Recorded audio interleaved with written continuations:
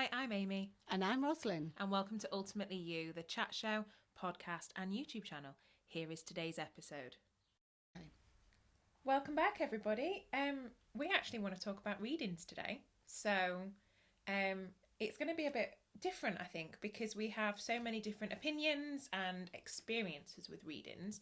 Yeah. But I mean, when we say readings, just to clarify, a reading with spirit, so whether that's through a medium, through a tool, or whatever it is that you choose to use at the time. I know for me, I started spirituality by going to see a medium. That was what my sort of path in really to having readings was. And I think I've been really blessed to know so many different people that read in so many different ways that for me it's normal, but then we realised it might not be normal for everybody else to talk about how different everything is. But we talk about this quite a lot because of the way that we both read very differently. You're very clairaudient, which for those that don't know means that you hear. And I'm sort of more of I love the tarot. I love to read through probably a clairvoyant way. I see. And it's two people, perhaps the same message, but in completely different ways. And both of them are valid and good, and, you know, you don't have to compare. But to strip it back, when was your first reading? Yeah, I think I was about, I was about 14, 15-year-old, and I was playing with it. Yeah. I did the whole, and this is not a reading, but I did the whole Ouija board thing as I was growing up, so I was always curious, and I know that that's the sort of no-go area, but I just loved to see the thing moving and one thing and another. I didn't think about the consequences of what I was stirring up at the time. And it was just the fact that it was a bit naughty. Yeah. And it was a bit, so, but then I started, one of my mum's friends did readings, and she did, I'm sure that was tarot at the time, and she told me things she couldn't possibly have known because they hadn't actually happened yet. They hadn't come to fruition. So how would she know these things? I was quite blown away because I was just like, oh yeah, okay, whatever. Yeah. But I was staggered by what she'd said. And, it was even about going to work with animals. I had no desire ever to work with animals. And she told me it was a very small period of time. And I ended up working in a chicken factory when I first left school to get some money before, my college course started. And how you do those jobs. And if you'd have asked me, no way was I ever going to do anything like that. But actually it was a small period of time. It was all those things. And I couldn't have manipulated it either, really. No. Because people say, well, you manipulated it. You was told that. So, but I wanted to know more. I became more curious about it. And from there, I think as I got older, because me and my mum was both into that sort of thing, I can remember just having, I think it was the same lady that might have done another couple of readings. And then I just sort of got introduced to more. Yeah.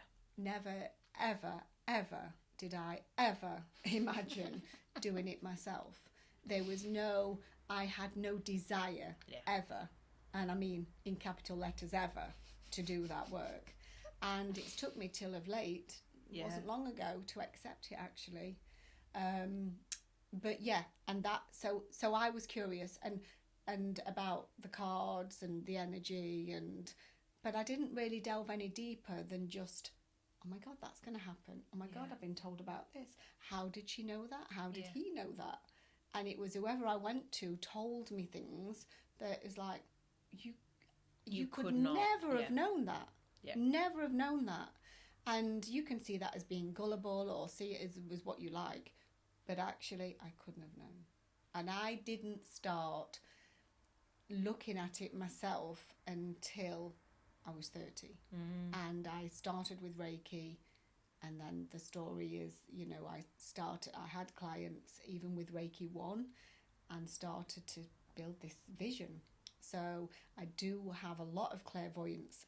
I use everything, to be fair, but I was starting to see what was going on with people, with bodies, and I didn't like it at first. Well, it's very shocking. It threw me, and I didn't expect to see that.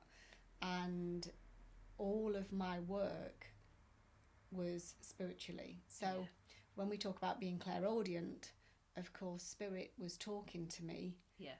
And when I say talking, people think they're having a full-blown conversation with you. It's not. No. They would show me signs of where I'd need to move and what I'd need to do. So, you know, I'd got the clairsentient side of me as well, that I felt that I was done there and I needed to move. I'd got the clairvoyance that I could see, you know, and I'd got the clairaudient that they was telling me. And I honestly believe that through my Reiki practice, that is how I developed the stronger connection like that with all of it, to be fair. Definitely. And then that just led me down the path where people then started coming and asking for readings.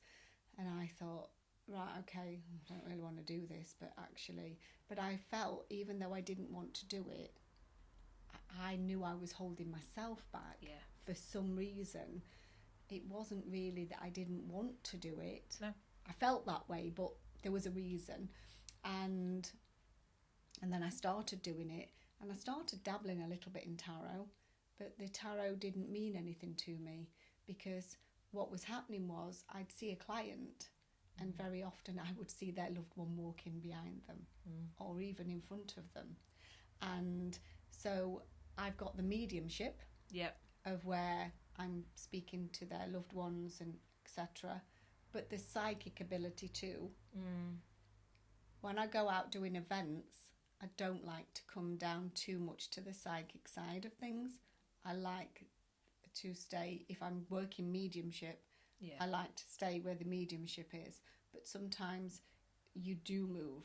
And it's hard to keep it in one. So that's right. So the fact is, working with Spirit, it's quite nice that I can, like if I'm out doing an event or doing a reading for somebody, I sort of, because of doing the healing as well, I can sort of see with people where they may be stuck within their body, where the energy's stuck. So if there's things that they need to move from the heart, or, you know, or I can sort of scan. Spirit helped me very well to do that, scan the body.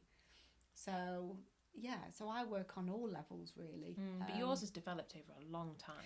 I've been doing it now 17 years. And I do enjoy it. What I used to dislike with and this is no criticism to mediums as such, but you're told this, what's going to happen, these predictions of in the future, and sometimes that doesn't necessarily happen, or it may happen but not in the time scale they've set, because Spirit have no time scales really. So I've learned that very quickly. And what I've also learned is some of the things that I was told, even though they couldn't have known that and it did eventually happen, most of it, I realised that I needed some healing to do before I got to that. But I didn't know where the blocks were, and I didn't know what was going on. So I sort of, this sounds crazy, but I made a pact with Spirit, and I said, if I'm meant to do this work, please don't let me mislead the public. I would like to work in a way like I do with my healing. What can I help people with now, and what they can move forward with and heal? What do they need? So some people come to me and they don't need any healing whatsoever, and it is about what's going on, and they've got a decision to make, and you know, they really feel it in the gut, but they just want clarity.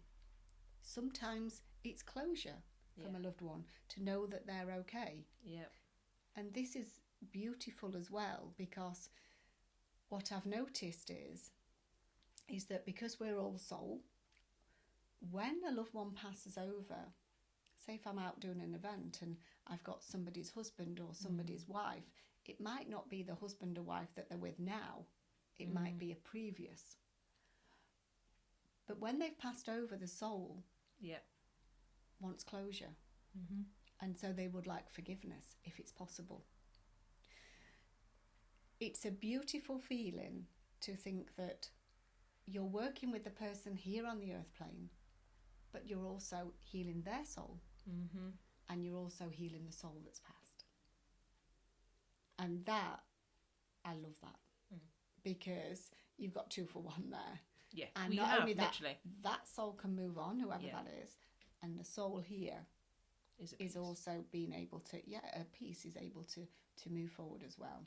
So there I'm using mediumship, and but I see very often I can see the person. Yeah. So I'm very clairvoyant. So I say very clairvoyant. I work with my clairvoyance. But they say that if you're a visual person anyway, then you will see. I mean, we've had this conversation, Amy, where if somebody gives me text to read or give me a video to watch, I'm always going to watch the video. And I am the exact opposite. Yeah, I haven't got time for words. I really haven't got time for words. The only time I'll do it is when I haven't got the internet connection and I need to read something because I can't get the video to play. Apart from that, I want to see the person. And I seem to connect well with that. So, and if somebody shows me how to do something, then I work well with that. If I'm reading how to do something, it takes me longer. So what spirit, the way they work with me is I can see their loved one, usually, who's coming through. Not always, because it's how they want to show themselves. Absolutely. But also I hear, and as I'm hearing, it comes through it sounds like your own voice at times. But what I do notice is if somebody's well spoken, I will change and speak that way. Yeah. If somebody is a very fast talker and they want to get the message out really fast, I go with it. Yeah, oh God, yeah. Because I'm almost speaking their words. Well, I am. It's coming through that way, and that's the way that I do it. And also, if I need clarity with anything myself, if I've been a little bit unsure, I feel it. Yeah. I know that chill that I get. So, and I can sense energy, so I can feel it. But I've been used to working with energy, so I've been doing all of this for 17 years. It's a long time. So, but going back to you, I know that you connect more. You do the time. I can remember saying to you, and it was only a few weeks ago. Longer than a few weeks ago. But I said to you, I bought these cards, and actually, I've used them more than I you have no interest in them really, because it's meaningless to me. Yeah. Because it just comes through in a different way. But that's the way I work. But I also love the way that you work. So it's just different, isn't it? Because if you said to me, you can watch this hour-long video or you can read this script, I'm going to read the script. Yes. Without fail, every time. Ironically, because obviously we're on YouTube, but I genuinely cannot abide to watch something. I don't watch television. I'm the worst friend to go to the cinema with because my attention span is gone. Give me the book of the film, I'll have read it before you finish the film. I'm just such a fast reader and I adore it. Whereas I have completely taken that over into my spirituality because I genuinely cannot imagine not reading or not looking for something or not analysing or not having... I suppose in a way it's visual because with the tarot, for anybody that's not familiar, they are pictures and they have accompanying words probably in a guidebook or you can Google or whatever. But I've always looked for meaning, in even down to things like at school. I loved English because I was one of those kids where the teacher would be like, and what do you think they've symbolised by saying that the door was red? And everybody's like, that it's a red door. And I'm like, no, because the colour means this and the feeling is this. And they'd all be sat there like, are you insane? But that's how I read into things. I analyse every detail. I look for signs everywhere. And I think that's why I connect with the tarot so much, because you can look at one card and think, okay, well, that's that. But then actually, if you really look at that card, you've got different parts of the card and you may be called to an aspect of it that you've not read before, and it just happens to be just that thing that person needs. I'm not very clairaudient, but I do know that I have a separate voice in my head. And I think we mentioned it a few podcasts ago with my little friend when I was about 2. that's that voice, you know. So I am aware of it. It doesn't happen very often, and I don't think I've ever used it in a reading, but never say never. But yeah, it's all of those things for me, and I think that the beauty in it is that we're all different. That's the important thing. I hear people, you know, that say, oh, well, I've tried that, but it didn't work for me. And, you know, I think, and we've both experienced the fact of feeling that, no way, is it okay for me to work like this? And because others are doing X, Y, and Z. Something so different. Yeah, and let's go back to just a conversation that you pulled me up on very, you know, abruptly. Surely not. When I said we was talking about doing a workshop to help people to open up, and I said I can't possibly do that. You asked me why, and I said there's no chance, because I just do it in my way, and I do it super fast, and it's, you know, it really doesn't take that much time. And you said, well, that's the best way that people want to learn, actually. And because I use all of my senses, and then, of course, 17 years of experience with it. But I actually dismissed everything. Because I thought it was too easy. Yeah, but I think that that's such a big problem that we have. It should be easy. Nothing in life should really be difficult. We are making it difficult 90% of the time by our own headspace. And thinking we should, like, again, going back to what we said, thinking that we should be like other people. And you can, you know, it's like you mentioned earlier about the imposter syndrome as well, you know, not on this podcast, but we've talked about it earlier, and there's a lot of that going on. This is why I didn't want to go out doing events, because what, you know, I work as a life coach as well, and what do people want with that? They want to see a medium that's going to predict the future, that's going to tell them about their loved ones, that's going to do X, Y, and Z. But actually, it's helping people to move on in a different way. And in fact, it's what they need right now. Yeah. And their loved ones will come through with what they need right now. Yeah, it's energy. The whole thing is energy. Yeah. And I've said this many a time, and I have a friend that I used to help out, and he used to do readings in spirituality fairs, and he'd always whittle, and I'd just say, no, if somebody is drawn to your energy, they will come to you. And we could pack a cinema full of mediums, clairvoyants, clairaudience, and if you put a client in that room, they are going to know exactly who they want a reading from. And it's what you need at that time. And that, you know, if we have somebody walk in now and they looked at both of us, they would pick one of us. Yeah. Because it's what they need at that time. And I think that should be celebrated. Absolutely. And I've done that. I mean, I've been to the fairs, and years and years ago, I can remember just going in, and it took me probably seconds. I just knew who felt right. Never seen the person in my life before. Didn't see any reviews for that person either. I was just drawn to her. Absolutely. And even though I was doing a speaking event at one of them, somebody came up to me and said, I've walked past you several times and I need to come and speak to you. Can you just explain more about what you do? And I wasn't there doing any readings at all, you know. And she just said, I'm just drawn to the energy because I know it's what I need. And you're exactly right. That is it in a nutshell. And that's how spirit guides you to where you need to be. I said earlier that, you know, there's been times when my clients have come in for a certain program that I've been running, but actually one of their loved ones has come in with them. And actually it's been a message from them that they've needed as well as the program. Yeah. And they just do that, don't they? It makes me smile because I think, did you honestly think you came yourself? did you think you made that decision by yourself that you was going to come here? How cute! That's it. Yeah. And it's true. And even this week, I've had a client that was the same thing, and I said, you didn't actually come alive. They're open to it. Yeah. I mean, for those that are not that open to it, then no, that wouldn't be a discussion. That's okay.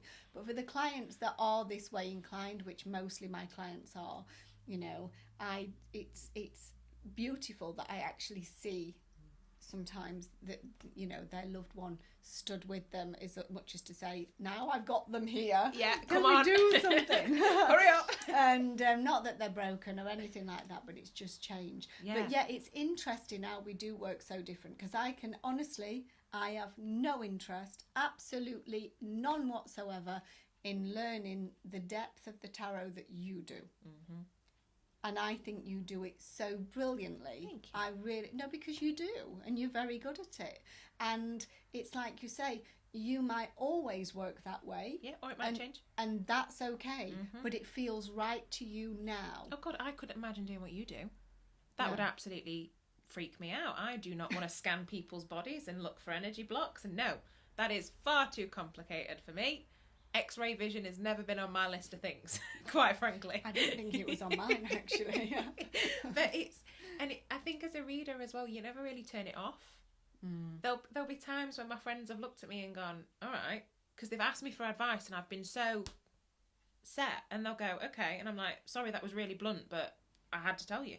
Mm. And you do just work. And you say you're not clairaudient? Well, yeah, you do that, don't you? But you never turn it off. And, you know, like I had a friend and she was going through something. She was like, yeah, and I know that you love me, so you're gonna tell me what I want to hear. And I was like, no, I can't. Mm. I said, the reader in me doesn't allow me to lie to you. If I'm not feeling it, I'm not saying it. Mm. And I said, just believe me on that, because I don't think you can when you work this way. You can't, what I call butter somebody up, because it just doesn't sit. I can't. If I'm not resonating it, it's not being said. Well, I think if we truly love somebody, we tell them the truth, but we feel, and you're right, when you're with somebody and they ask you something, even my voice can change. And I'm like, and then I can't remember a damn thing I've just said. I never remember a reading. No, it's the weirdest thing, isn't it? But even, like you say, even if I'm not in a position that I'm doing a reading, if somebody asks me a question and I go to answer, and then all of a sudden I come out with this blurb, and I don't know where it came from. Sometimes I don't know who's talking to me, because it sounds like it's coming through in my voice, but sometimes it can be so assertive. Yeah. It can be so very different to how I would speak if it wasn't something coming through, you know. And then I can't remember a thing that I've just said. No, and it's the most annoying thing, because people be like, oh, that reading you did, and you think, really? Because you can't, can you? Yeah, I'm glad you recorded it. Yeah, but it is, because, and that's why I always say to people, if you go and see anyone, record it. Yeah. Because not only when you are being read, if that's the right context, there are a lot of emotions. Yeah. And you can't always remember everything that's been said, because you're holding on perhaps to one thing that you needed to hear so desperately. You've focused on that and you've forgotten what they've said afterwards. Yeah. So I always say record it, but also because as the reader, I cannot remember what I've said. And we don't need to hold on to other people's baggage, because at the end of the day, we do it and then move on from it. Yeah. So you don't want to be stuck in that energy either. No. So it's not a good place to be. No. So that's why very often I do a lot of my cleansers and just make sure that, you know, I don't, it's another topic, but I don't open and shut down like I was taught to years ago, and because it doesn't work like that. And I've realised that was just a long-winded, horrible way of doing things. I work so much better now. Yeah.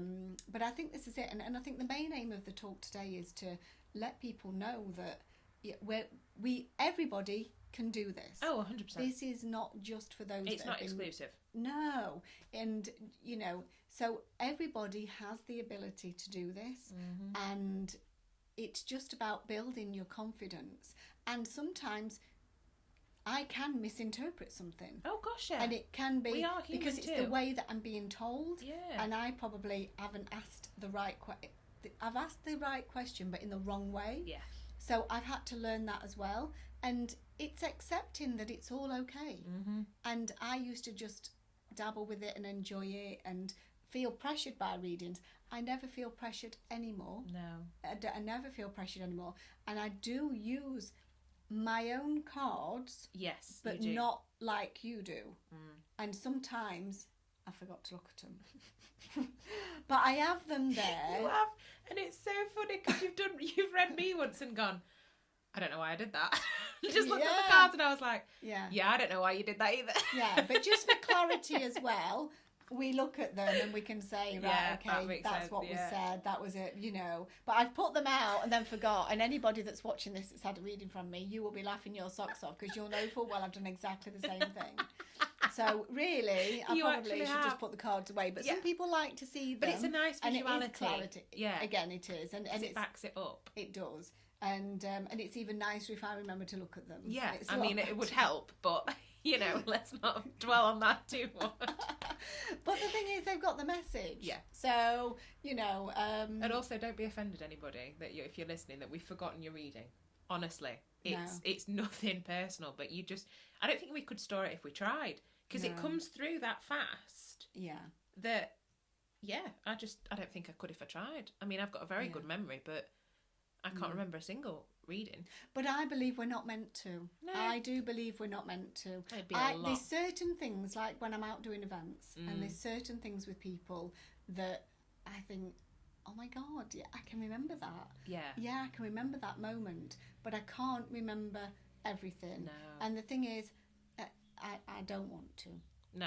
Simply, I don't want to, because it's like holding on to my clients and whatever. We have to cut and have, because then, you know, we become stronger and it's, you're sort of resilient to it. That's the word I was looking for. Yeah, you have to be though, but it would be the same in any line of work, really. You can't take your work home with you, or you shouldn't. No, leave your bag at the door. Yeah, and although we don't necessarily have a bag, it is that metaphorical, you know, it's...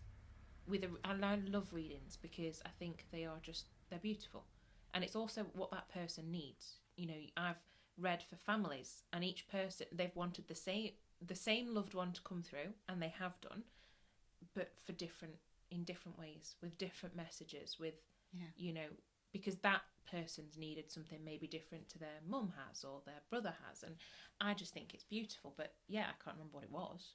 Well, that person would have had, like you say, a different relationship with each of them. And that's something else that astounds people, is that, and this happens more on events, really. So people turn up at an event and they think that they have a certain person in mind. So they're so willing for that person to come through. But actually, I've noticed that it's like my dad. If I really wanted a message in the past from my dad, I know there's certain people he'll never come through because the energy's not right. But then my grandma might do. Yeah. Or I've even had long lost relatives I didn't even know. Oh, 100%. So on the earth plane. And they've had a message, and people feel disappointed because they've wanted that somebody to come through. And it's normal. And I get it, and especially when people are grieving, etc. But it doesn't always work like that, for whatever reason. It may be that the medium that's reading it, or you know, or the psychic, whatever, is not. Is the energy is just not right, or it might just be that they're just not coming through this time because somebody else wanted to come through. You know, and as long as you get a message and you make sense of it, then I think that it helps. That's it, isn't it? The amount of times though you'll hear people go, "Oh well, I didn't know them."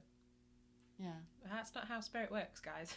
Yeah, there are more of them than there are of us. You know, there are so many. At times, I've personally had readings from, you know, my maternal grandfather passed away before my mum even met him. Yeah. But he's come through endless amounts of times for me. And I bet, I mean, I don't know this, but I'm betting that the reading made sense. Oh, 100%. It was what you needed at the time, but it was only him that could have said it. Yeah. So even though you didn't resonate with him as such, the way that he was, you know, it sometimes can be, what I've noticed as well is that, say like if you're starting a new project and you're needing to pull on skills to be more structured or something, there might be a member of your family that's passed away that's very good at it, and that's what you're needing right now, but you're not quite aware of it, or you might be semi-aware of it, and then you might have a reading, this is just an example, and they might come through to help you with that and let you know that they're around helping you because this is what you need right now. So it's not just about, oh, well, my mum's passed away or my dad's passed away and they've not come through, they don't care. It's not about that. No. It's what you need right now. Yeah, it's all about you. Usually what you think you need, it's not always the case. I am the guiltiest of that. It's getting your head out the way. And again, we talk a lot about stepping back and looking at it for what it is. Yeah. You know, the thing is, people think that, well, when they're told things, well, this means that I've got to change. And it's not. What I want to say is that, yes, most of the time it is about change. And what's it doing for you staying where you are? Because people come to readings for answers. So you're being given an answer, but they want a magic wand being waved. 100%. I used to in the past. Same. Because I believed, Very guilty. God, my life's going to be amazing. I was told that many good things. I tell you, I was rocking it. Yeah. Rocking it. I was never told that I'd have to do the healing, that I'd have to sort things out, that this is where I'm at. And do you know what? Far from the truth. Far from the truth. There was a lot of golden nuggets in it. A lot of gold, you know. But, you know, do you really want to have the future predicted for you? Or do you want it as where you're at and how things are going to change? And, you know, and maybe if there's a bit of something that you can do to help you to get through that change. But it's also, it goes back to exactly as you just said, it's about what you need, not what you want. Yeah. And that goes back to a couple of other podcasts that we've done actually about knowing life's paths, knowing the journeys, and actually the most recent, which is looking at the signs. You know, sometimes we have an idea of what we want, and sometimes then as you look back with hindsight, you go, thank goodness I did not get what I wanted, because I would not have got X, Y or Z now. Yeah. And I think sometimes the disappointment that people face with readings is because they have an idea of what they want. They want to be told specifics. They want to be told, you know, this will happen on this day at this time, and it doesn't work like that. No. Because there are so many variables to life, and your own choices and your own free will, and also, do you really need to know? Well, how boring would it be? To have everything planned. And to be honest, you know, if I'd have known what I would have been faced with and what I had to go through and all of these things, I don't think I'd have been very happy about it. Oh no, I'd have been under a rock. Yeah. So, and I think that's the politest way of putting it. So, but actually, everything is for the good of you. Yeah. And is for your growth.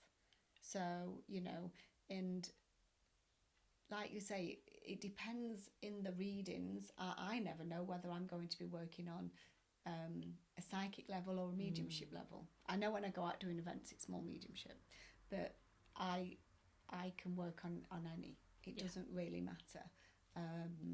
And I just really just ask before they come, can I give them what they need for the highest good of them, of that person? And that is it. That is what they get. Because you do want to, with any reading, I think I can speak for most readers that I've ever met, really, you just want to bring that person some peace, you know, and a little slice of happiness with it, whether that is through healing or letting them know that they're actually okay and that they are loved and supported and going through whatever. I know I've been at my darkest times and thought, I need a reading. And I've also had readings when I've been at my absolute best, because it's nice to know that I have that guidance and that support system. It's not concrete. Nothing is. Nothing in life is concrete. But just knowing, oh, okay, that's there. And, you know, recently a really good friend of mine has bought me a crystal ball. So watch this space, guys, because we'll be crystal ball gazing soon. But it's about learning new things, learning different ways of reading, learning different ways of understanding, and even as readers, we're always developing. Yeah. So you might get a reading from us one year and come back in a year or two, and it will be completely different because we've gone through things ourselves, so we can resonate. We've maybe changed the way that we work with spirit, or spirit changed the way that we work with them, and we can do something else. But it also might depend on what you need as well as the client or the customer at that time, because readings for me are brilliant because no two are ever the same. No. Ever the same. You know, and even with the tarot, you can pick the same cards, but the way that I lay them out could be completely different. You could have picked them in a different order. The possibilities are literally endless, and I think that's the beauty of it, really, in noticing the signs and having the readings and having that almost like a pick me up. Is that the right word? That I think it helps, because again, uplift. I mean, the podcast previously was about signs, and that sometimes this is the only way that people have that sign that their loved ones are still there. And so going back to how we see things, so the clairvoyance, they don't show me clearly always. This is really odd, but sometimes I can see maybe a certain penny that they wore. Yeah. I always sort of know the body shape. Yeah. I usually get the height of sort of, I can do this a lot, of how high they are, you know, whether I can get their sort of personality, because I have spirit quite a lot. Say quite a lot, and I love this when they joke with me and they're having fun, and I think, oh wow, because I'm like quite in the vibe with them. I like that sort of interaction. Yeah, it's beautiful. So, and I feel that. So, and then I can get others that I feel quite saddened with. So, and what they've maybe passed away with, I feel that and I see that in my own body. So, going, you know, but that's developed over time. Yeah. And then I can hear, like I say, the way that they talk to me, the language that they speak, because they've not changed because they've passed over. So I know with my dad, when he comes through, his energy is high and he's very straight to the point. So any message that comes through, I know he's not going to mince his words. He will be straight to the point. Yep. That is it. And, you know, and then and it's like, if I have not all grandmas are that lovely sweet little grandma, but when I do get that, I love all spirit that come through, but when you've got that sweet little grandma coming through, I feel like I'm having a hug. Yeah. And I feel that comfort. Sweetness. Yeah. So it's all those things that they help me to be able to describe the person. They might show me the hair. I might not see the face very well, but they'll show me the hair. And they'll show me the suit. If it's a man, it can be the suit that they're wearing. Yeah. It can be, so I can pull that through so the person knows who it is. Yeah. I'm just not very good with names. But to be honest, it's never interested me really, because most people know straight away, you know. You do. And because I know whether it's mum and dad, usually grandparents, aunties, uncles, brother, sister, they're a given. So and then I can speak in their voice, sort of. So if it's a softer grandma, your voice is soft. It is. And this is how she would have tackled it. And again, it's very often that grandma may have a very similar personality to the person that I'm reading for. And what she's actually saying is, I'm here for you. Yeah. And it could be something like, you know, how she would deal with it. Yeah. And it will help. They can bounce off each other, which is very good. It's beautiful. Yeah. I absolutely love it, because it's so, each reading is so unique. Yeah. Because you've got the spirit side, which is unique to each individual person that's there, and then whatever that person that's here needs. And it's I think it's amazing, because I mean, one of my really good friends bought me my first ever tarot deck when I was a teenager, and that's where I started. And we would read for each other, which is a really bit daft considering we knew each other inside out and back to front, but yet we got things that we would have never known. Yeah. Through the cards and through the readings. So I think the dabbling at such a young age for me was really the pinnacle of understanding how I worked, because he works completely differently to me. He has the same tarot deck, but we don't read the same. Yeah. At all. Yeah. And he, you know, if I need something, I'll ask him to pull a card and tell me about it. And it's just beautiful that you can have that moment of clarity. And with even, I've seen mediums when I've gone to events and I've not had a reading, but that's fine because I've watched the rest of the room, and actually I could take bits from that person's reading, or I could take bits from that person's reading, and I think, oh, okay. Which again, goes back to the previous podcast on signs, because just because they're not reading for you doesn't mean you can't take that message. It's like me, when I'm in a room of people, I always say, I haven't got the time to read for everybody. Yeah. But please take notice of everybody's messages, because one of them might be for you. Yeah. And even though, you know, that person's not come through. And again, you know, it's listening and thinking, like you say, you know intuitively if something is for you as well. 100%.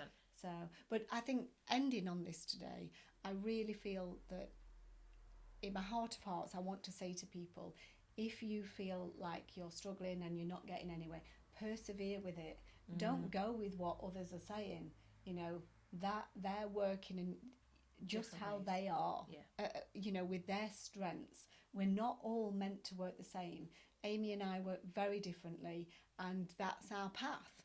And none of us felt as though we was going into this. It just happened. But that's the way that it is. And we don't think, oh, well, like I say, I have no inclination of working with tarot in the way that you do, because I don't want to look at cards, thank you very much, because I'm looking at spirit. Yeah. You look at cards and you read very well from cards, and that's, you know, I think that's excellent. Because I applaud anybody that can do that, because it's just not me. But in saying that, I think it's great. Yeah, it's wonderful. It is. And, you know, if you want to start out, get yourself a tarot deck, or get yourself to a workshop, or get your friends together. Dabble. That's all we did. That's all we both started out with. Yeah. You know, at home I've got crystals, I've got Ouija boards, I've got pendants, I've got pendulums, I've got the whole thing. But I always go back to my tarot because that's my baby, really. But just dabble, find a group, you know, go online, have a read of things. You would be amazed at what you can do. And don't judge yourself against anybody else either, because we work completely separately, and you know, we have friends that also read that we would never work like them either. You know, so don't get too bogged down really with comparing yourself, because oh my gosh, they'll work with you how they work with you, and that's it. You know, if we asked you to paint something, we'd all paint differently. So this is no different, and that's the beautiful thing about it. Like, it's stunning when it works, and it works for you, and you know you've been that person that moves that reading through. But I mean, we've spoke a lot today, and there's a load of probably little subtopics that we could get into a bit deeper. So stay tuned for those episodes. But I think we'll wrap it up there.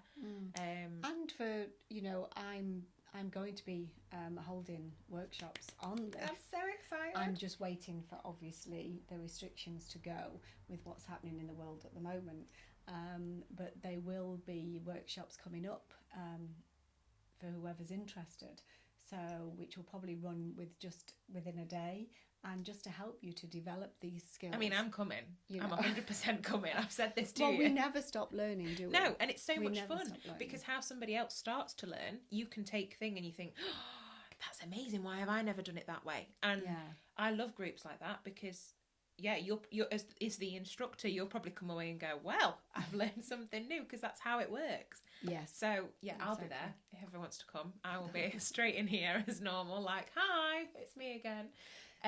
But and I think that that's the beautiful thing, working together, working with spirit, working with the universe, being in the flow. We've mentioned that a lot. Maybe we should do another podcast on being in the flow, because that one keeps coming up. But please do give us some feedback. Let us know what you're feeling, how you've interacted with spirit, whether you've dabbled as a child and left it, or whether you keep dabbling or keep reading. But please like, share, subscribe, stay in touch, and we'll see you again soon.